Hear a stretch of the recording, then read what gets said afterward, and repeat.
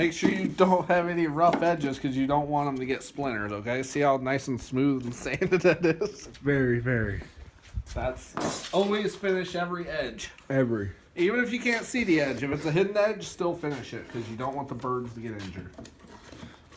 Love wildlife. Yeah, it's all about nature. Hashtag. Birds' lives matter, okay? Always remember that.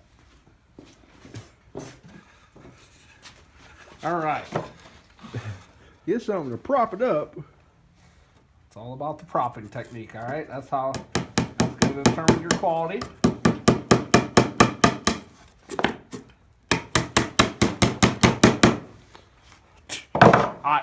I just amaze myself every time I do a project like this. Mm-hmm. Just the quality. Look at this. Look at that quality. Look, Mom, look what I made.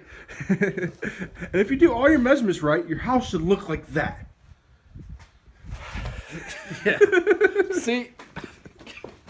Can you see what we were going for?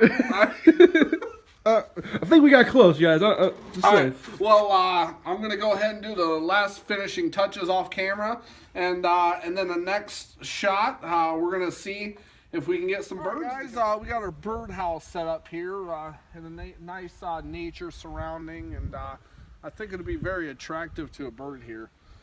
So we got it all set up, and we're gonna go inside by the fire, and keep an eye on it and see if we can't get any footage of any birds going in.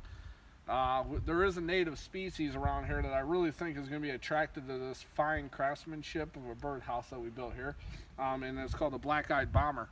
But we do have to be careful because if you startle it, it tends to regurgitate its food, which kind of makes a popping noise. So we'll get back to you. All right, guys. I think I just heard a black-eyed bomber come in.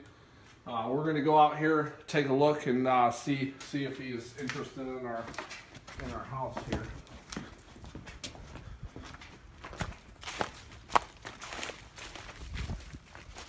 I think he's in there, Chris. Don't get too close or you're going to spook him. I think he's in there.